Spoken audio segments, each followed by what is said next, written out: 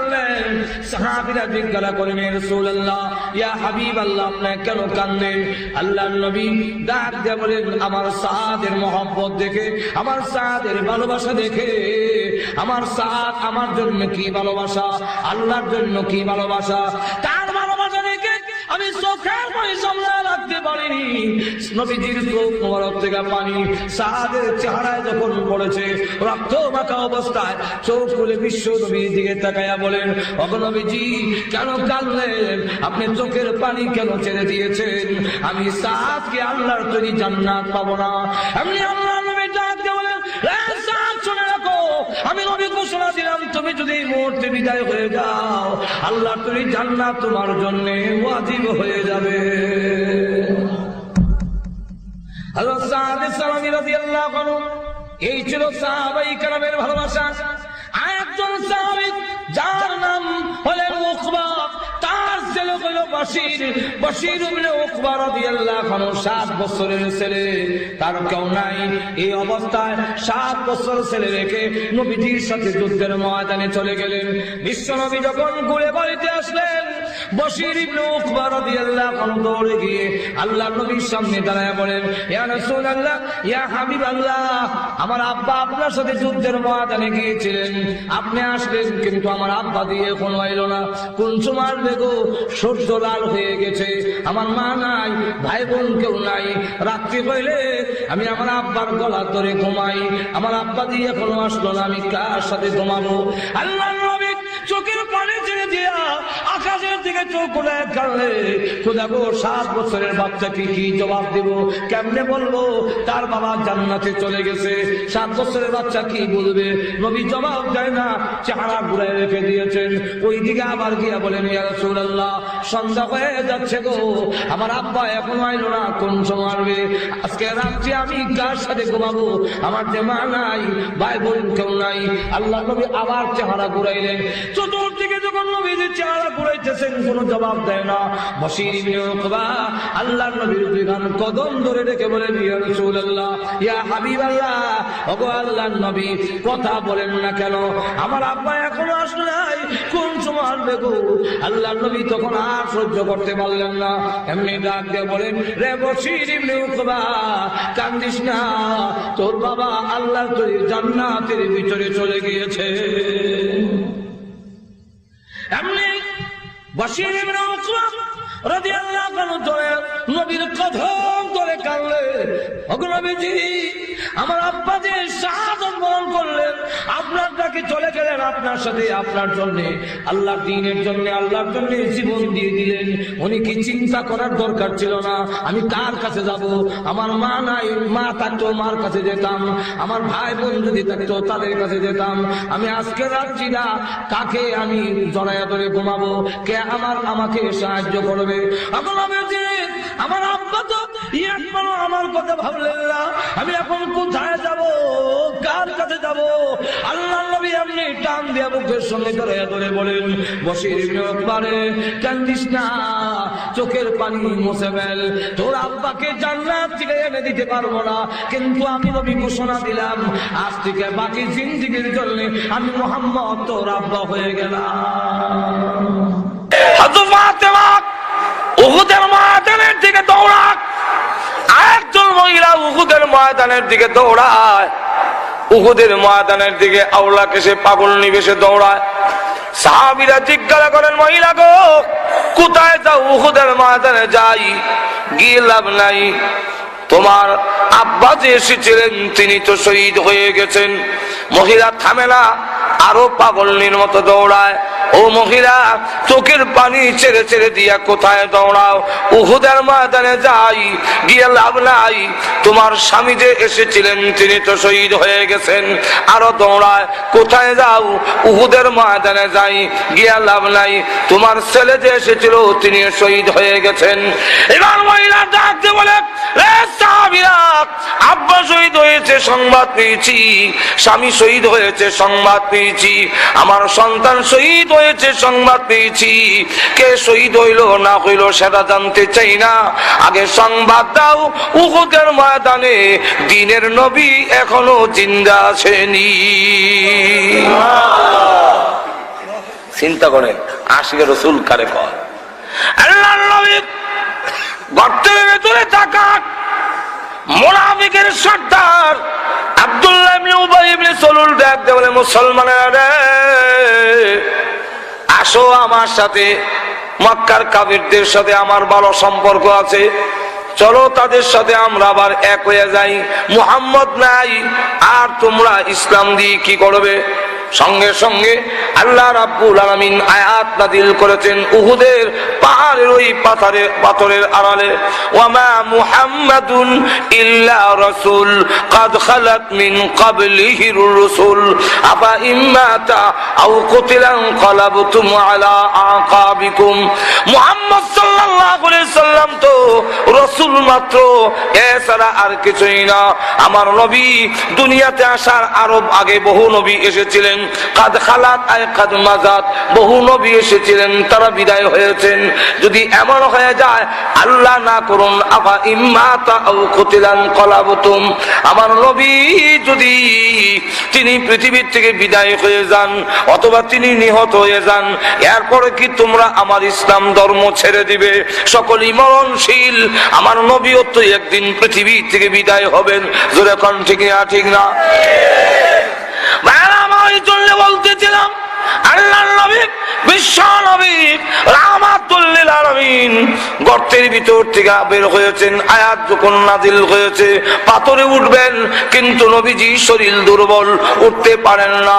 আবু তালহা, ওই আবু তালহা যার পিঠের মধ্যে 80 থেকে 99টা তীরের জখম লেগে আছে, ওই আবু তালহা ডাকলেন, হুজুর আপনি পাথরে উঠতে কষ্ট হয় গো। আমি আবু তালহা শুয়ে পড়লাম, আমার কাঁধে পাড়া দিন, আমি পাথরে উঠাইয়া দেই। আর জোরে কন্যা আবু তালহা শুয়ে পড়েছে, তার কাঁধে পাড়া দিয়া ওই পাথরে যখন উঠলেন, আর উঠে ডাক দিয়া বলেন, সাহাবীরা রে, বিশৃঙ্খল হইও না, তোমরা বিচ্ছিন্ন হইও না, আমি নবী শহীদ হই নাই, এখনো তোমাদের মাঝে জিন্দা আছি। আল্লাহ কোরআনে বলে, ওর রাসূলু ইয়াদউকুম ফি উখরাকুম, রাসূল তোমাদেরকে পিছন থেকে আহ্বান করতেছে।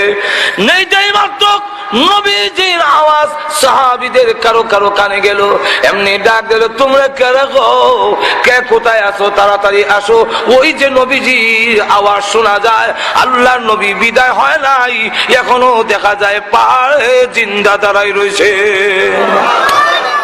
সব সাহাবীরা জমা হইলেন, আল্লাহর নবী বিশ্বনবী বললেন, আয়াতগুলো বলবো পরে, আগে শোনো, আমার তালহা আমার প্রতি যেই ভালোবাসার প্রমাণ দেখিয়েছে, আশিকে রাসূলের যে দৃষ্টান্ত স্থাপন করেছে, এই জন্য আউজাবাত তালহা, আমার তালহার জন্য আল্লাহর তৈরি জান্নাত ওয়াজিব হয়ে গেছে।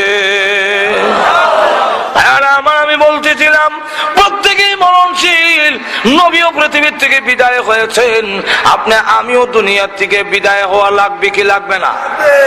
আর একটু জোরে কও। ওই মরণের সময় যখন গনি আসবে, আল্লাহ রাব্বুল আলামিন বলেন, আমার বাহিনী এমন বাহিনী, এমন শক্তিশালী, তার কাছ থেকে কেউ ছিনাইয়া নিবে এই ক্ষমতা কারো নাই। আর একটু জোরে কও না।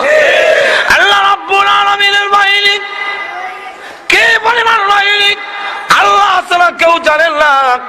আল্লাহর সৈন্যের সংখ্যা, আল্লাহ রসুল বলেন, ছোট ফেরেশতা আল্লাহর একবারে ছোট বাহিনী।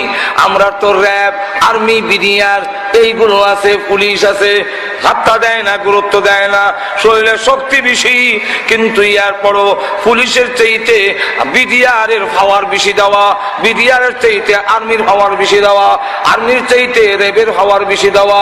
কিন্তু আল্লাহ রাব্বুল আলামিনের বাহিনী, আল্লাহর নবী বলেন, ছোট ফেরেশতা যে তার কানের লতি থেকে কাঠ পর্যন্ত মাঝখানের পাকটা হবে 700 বছরের রাস্তা।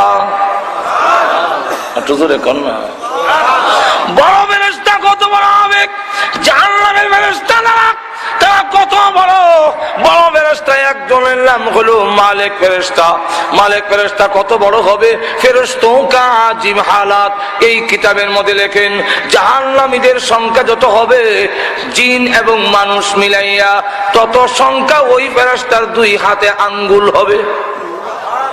আর তো জোরে কোন না, আঙ্গুল হবে ততটা। চিন্তা করছেন কি পরিমাণ আঙ্গুল? এক একজনকে একটা আঙ্গুল দিয়া ধরবে, ছুটবার মতো ক্ষমতা নেই। যখন ধরবে জাহান্নামীরাও এমন থাকবে না, আকৃতি পরিবর্তন হয়ে যাবে।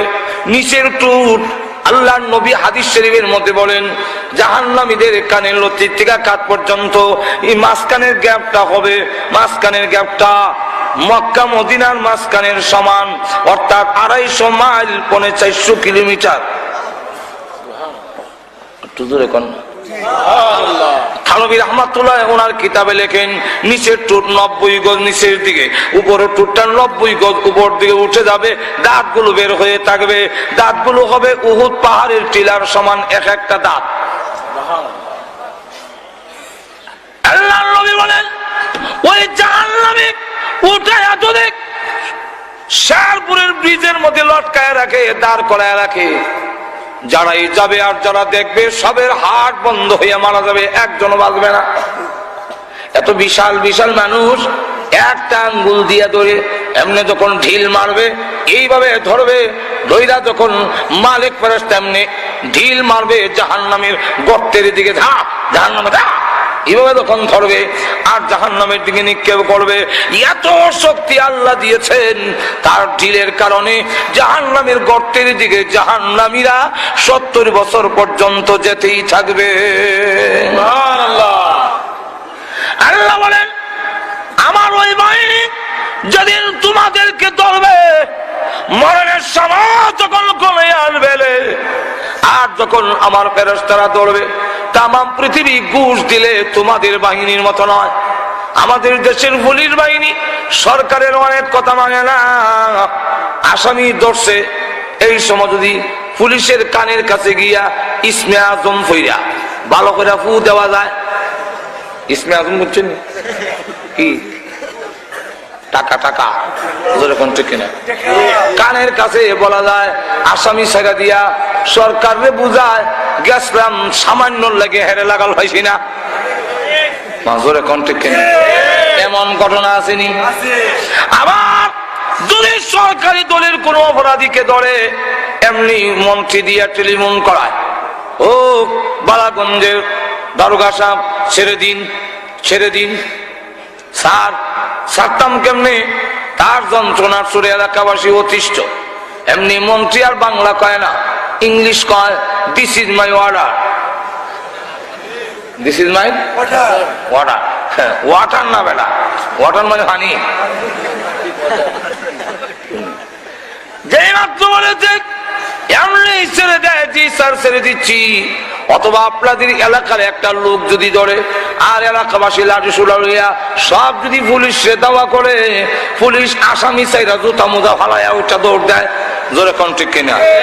আল্লাহ বলেন, তোমার মরণের সময় আমার বাহিনী যখন তোমাকে পাকড়াও করবে, তামাম পৃথিবী দিল ঘুষ দিল ছাড়বে না। অপরদিকে দিস ইজ মাই অর্ডার বলার মতো কারো ক্ষমতা নাই। তামাম পৃথিবীর মানুষ যদি ঐক্যবদ্ধ হয়ে আসে, লাঠি সুটা নিয়া তোমাকে তাদের হাত থেকে ছাড়াবার ক্ষমতা পৃথিবীর কারো নাই। আল্লাহ তাই কোরআনে বলে, অসুবিধা হইতেছে? অসুবিধা হইতেছে নি? আমি চাচ্ছি অসুবিধা হইতো। আল্লাহ কোরআনে বলে, কাল্লা ইযা বালাগাতিত তারাকিয়া ওয়া কিলা মান রাক।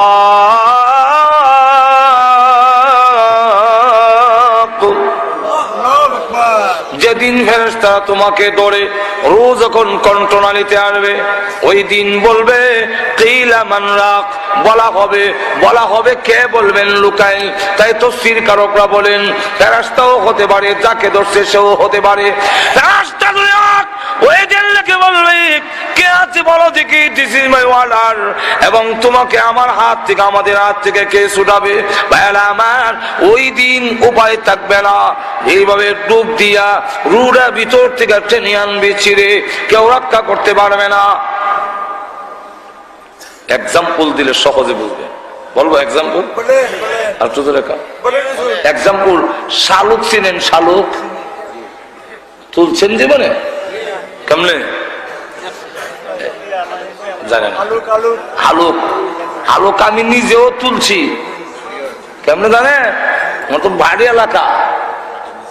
ওই শালুকের হাতারা পানির উপরে, হাতারা দুইটা টার্গেট ঠিক করে,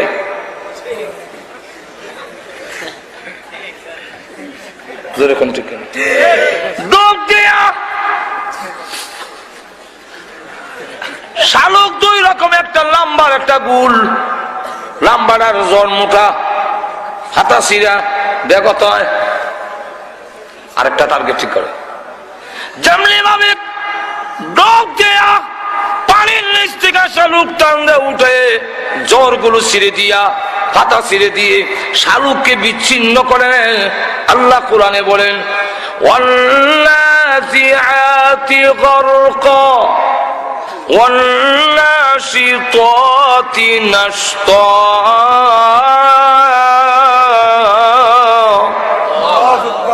নাজিআত শব্দের অর্থ হলো সজুরে টাননেওয়ালা। গারকুন শব্দের অর্থ হলো ডুব দেওয়া। ফেরেশতা ওই শালুকের মতো ডুব দিয়া যখন রোনাকে টানলে আনবে, আর তোমার হাতের পায়ের চোখের মাথার জিহ্বার সাথে যত লাইন তার ছিল সব যখন ছিঁড়ে দিবে, ওই দিন বলবে মজা কারে কয়, জোরে কোন ঠিক না? আল্লাহ রাব্বুল আলামিন বলেন, ওই দিন এমন কষ্ট হবে, তামাম পৃথিবীর পানি তোমার মুখে ঢেলে দিলেও পিপাসা দূর হবে না।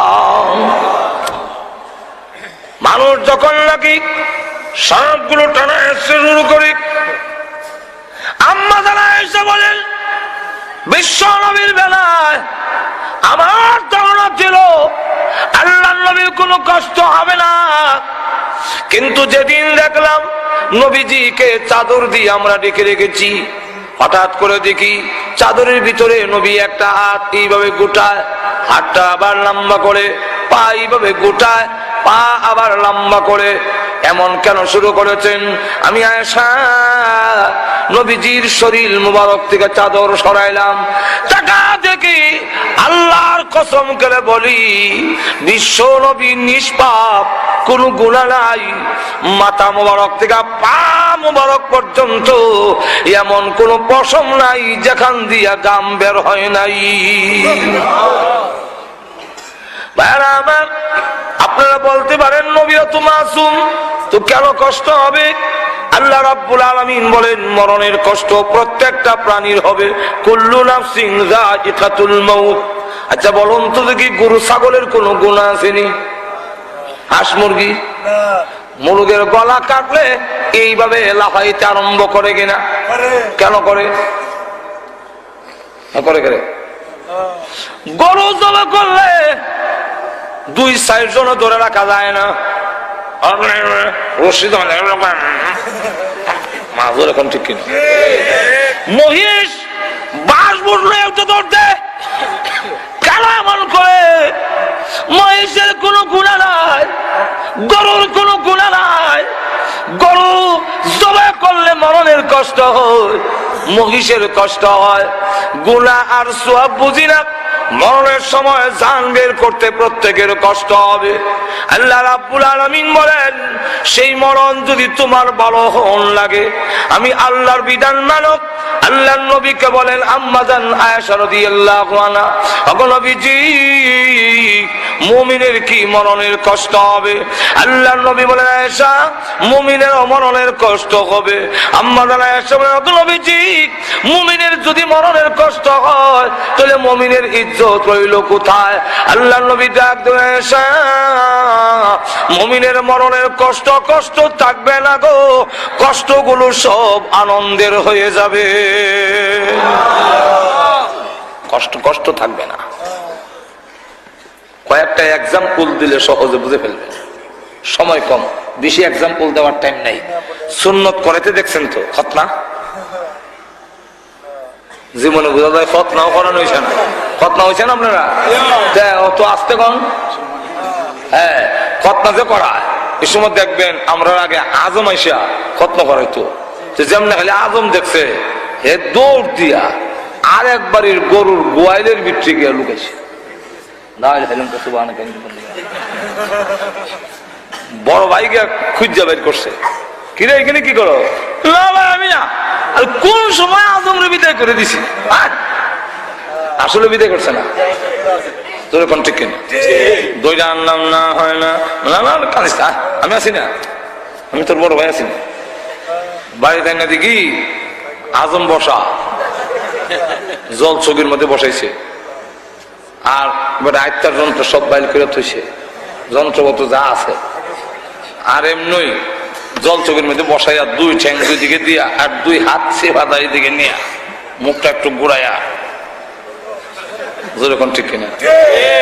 দর্শে কি আজরাইলের লাগা লড়তে দেয় না, যিনি দর্শেন উনি কি দুশ্মন?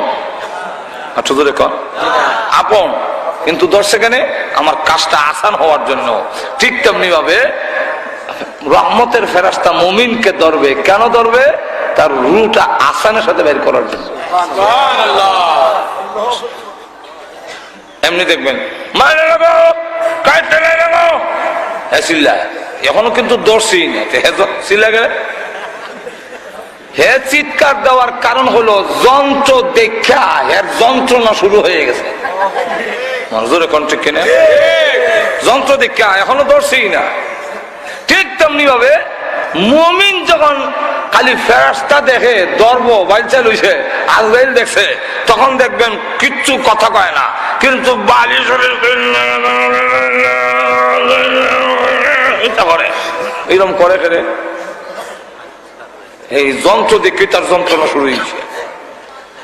মা ঘর থেকে ডাক দেখা, কিরে আমার ছেলেরা তোরা মানি লিবে,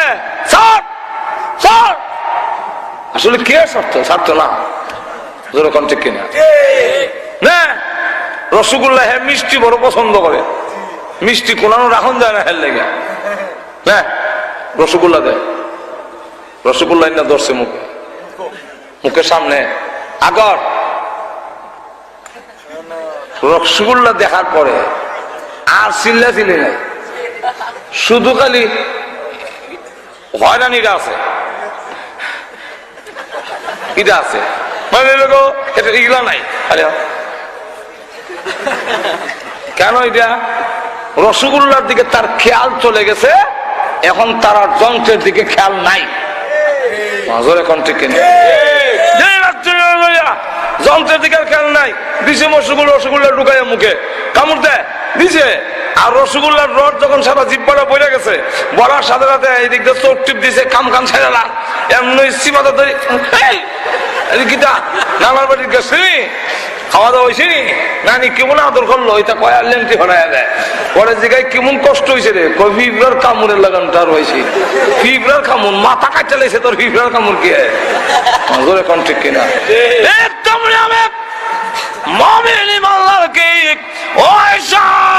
ফেরেশতা যখন চাপ দিয়া ধরবে তখন চিৎকার শুরু করে দেয়।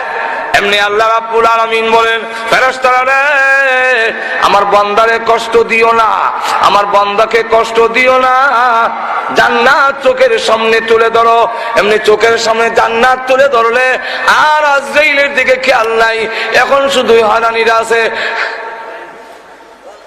লড়াখানা আছে, লড়া আর কিচ্ছু নাই। জান্নাতের দিকে তাকাইয়া আর আমি আল্লাহর সালাম পৌঁছাইয়া দাও। মা যেইভাবে দূর থেকে ডাক দিয়ে বলে, আমার ছেলেরে মারিস না, রসগোল্লা দে। আল্লাহ দূর থেকে ডাক দিয়ে কই, ফেরেশতারা রে আমার বান্দার কানে আমি আল্লাহর সালাম পৌঁছাইয়া দে। কানের কাছে সালাম দেয় আর জান্নাত তুলে ধরো। ওয়া আবশিরু বিল জান্নাতিল্লাতী কুনতুম তুআদুন।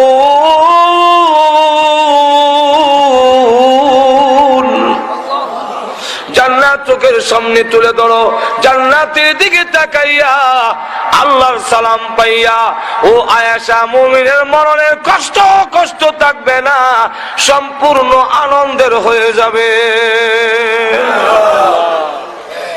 পৃথিবীর থেকে বিদায় হয়ে গেলে রুই বের করা হলো, মৃত্যু একদিন সকলের গ্রহণ করিতেই করিতেই মারা যাওয়ার পরে শেষ হয়ে গেলেন, দেহটা নিয়ে এখন কবরে রাখা হয়। যেরকম ঠিক কবরের আযাব যে হবে এর মধ্যে কোনো সন্দেহ আসেনি। আরো জোরে কোন আল্লাহর নবী বলেন, কবরের আযাব থেকে যদি কেউ রেহাই পেত, আমার সাদ ইবনে মুআয রেহাই পেত, যার জানা যায় 70,000 রহমতের ফেরেশতা শরীক হয়েছে।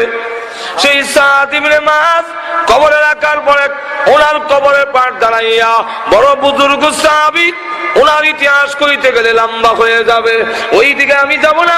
উনি যখন নাকি এইভাবে কবরে রাখা হইলো, রাখার সাথে সাথে দেখা যায় আল্লাহর নবী এটা শুরু করস করতে খাইবেন না, এই দেখি পাবো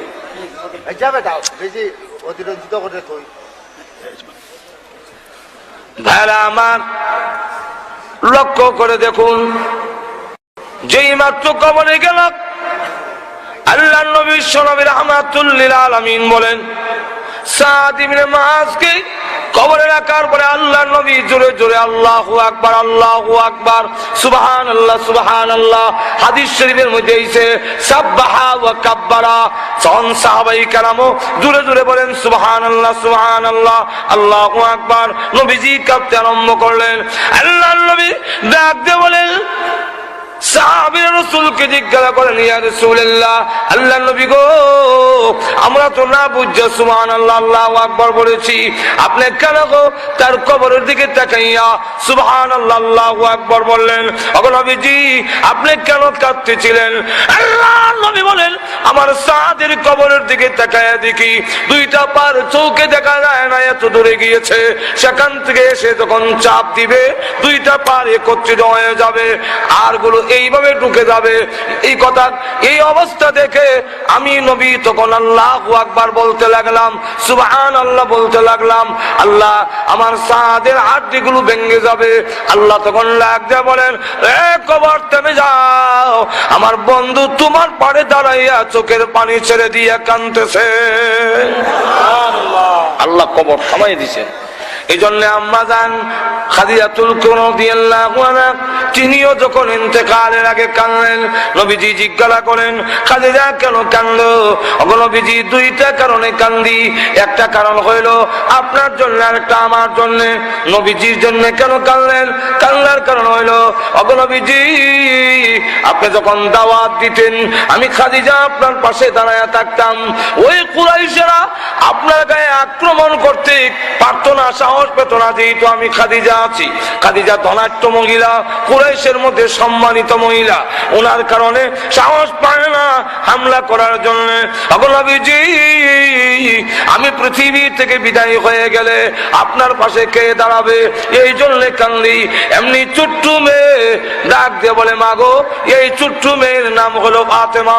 তিনি ডাক দিয়ে বলে, আম্মা কান্দেন না, আপনি পৃথিবী থেকে বিদায় হয়ে গেলে এখন থেকে ওয়াদা দিলাম আমি ফাতেমা আমার আব্বার পাশে দাঁড়ায়া থাকবো।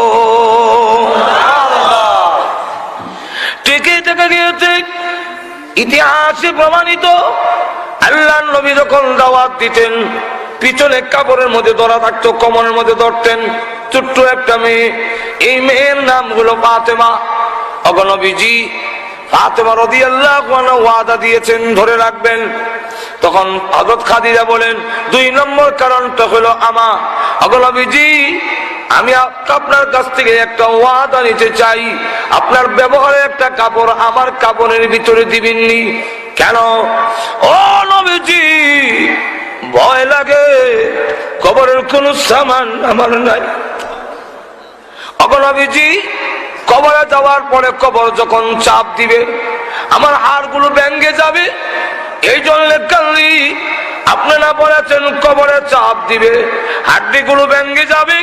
আপনার ব্যবহারের একটা কাপড় মুবারক যদি আমার কাপড়ের ভিতরে দেন, তাহলে আমি খাদিজা মনে করি আপনার ব্যবহারের কাপড় যদি আমার কাপড়ের ভিতরে থাকে গো, কবর আমাকে চাপ দিয়ে হাড়গুলো ভাঙতে পারবে না। চিন্তা করেন, সামান আছে এরপরে তো ভয়। আল্লাহ দুনিয়াতে সালাম দিয়েছেন, জান্নাতে সার্টিফিকেট দিয়েছেন, কিন্তু আমাদের কোনো সামান নাই, কিন্তু কবরের কোনো ভয় আমরা নাই। আর তো ধরে কম আমরা প্রতিযোগিতা লাগছি কার ঘরটা কত সুন্দর হইত। আর তো ধরে কম অমুকে ঘর বানাইছে লন্ডনী ফ্যাশনে, আমি বানাবো আমেরিকান ফ্যাশনে। অমুকে বানাইছে ফ্রান্সের কাটিং এ, আমি বানাবো জার্মানির কাটিং এ। অমুকে বাথরুমও খরচ করছে 1.5 লাখ, আমি করবো 3 লাখ। কত সুন্দর, কার বাথরুম কত সুন্দর হইতো এই নিয়ে প্রতিযোগিতা। কিন্তু আমার কবরটা সুন্দর হইল কিনা এই প্রতিযোগিতা আমরার মধ্যে এখন নাই। আর তো জোরে কর না। আর নবীর সাহাবীরা দুনিয়ার কোন প্রতিযোগিতা নাই, জান্নাতের প্রতিযোগিতা। কার ঘর কত সুন্দর জান্নাতে হবে, কার ঘরটা কত জান্নাতে সুন্দর হবে, এই ছিল তাদের প্রতিযোগিতা। আর আমাদের প্রতিযোগিতা হলো দুনিয়ার ঘর কার কত সুন্দর হবে। জোরে কোন ঠিক কিনা? আল্লাহ রসুল বলছেন আখির জামানায় এমন লোকের সৃষ্টি হবে। এই জন্য ভাইয়ের আমার লাম্বা করার সুযোগ নাই। কবর আমরা থাকতে হবে 40,000 বছর, 40 দিনের কথাও আছে, 40 বছরের কথা আছে, 40,000 বছরের কথাও আছে। তো কবরের মধ্যে থাকতে হবে 40,000 বছর। আর বাথরুমও থাকবেন 10 মিনিট। ঈদের মধ্যে করে আমরা অত কষ্ট লাগে জায়গা হাই কমট না হইলে আপনার পায়খানা হয় না। এও আবার বদনা উঠে লিছে, বদনা আলগি দিয়ে পানি খরচ করতে অসুবিধা হয়, 5 লাগাইছে, 5 দিয়ে পানি খরচ করে।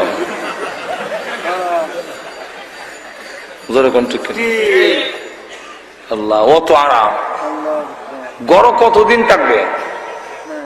নিশ্চয়তা নিশ্চয়তা। এক লোক জায়গায় বেটা এই কুশিয়ানা নদীতে কতদিন ধরে মাঝি করা হচ্ছে? 50 বছর হয়েছে। বছর বলে হ্যাঁ। বয়স কত? বলে 60। তো ও তো সকালে নদীতে এলি কেমনে? বলে আমার বাপ মাঝি আছে। উনি আসেনি? বলে না, মারা গেছে। কেমনে মরছে? ওই ঘূর্ণি জ্বর হয়েছিল আর কাল বৈশাখী ঝাপটা নৌকা ডুবে মারা গেছে। সুবহানাল্লাহ, অত বড় জালে তোর বাপ এই নদীতে মরলো, তুই আবার এই নৌকা তো? হ্যাঁ আচ্ছা স্যার আসেনি? না, আমার আব্বু মারা গেছে। কই মারা গেছে? বলে আমরা পশ্চিমের ঘর। আচ্ছা ঘরটা আসেনি? ও আছে তো। মাটিত মারা গেছে না খাট পালনে? বলে না, খাটে। আচ্ছা খাটটা আসেনি? বলে আছে। লেপ তো সব? বলে আব্বা যদি ঘুমাই তৈরি আছে। বলে এখন কি করছেন? সাঙ্গ তুলে তুছেন? না না, এখন আমি ঘুমাই, এখন আমি ঘুমাই। আব্বার বড় ছেলে হিসেবে আমারও দিছে।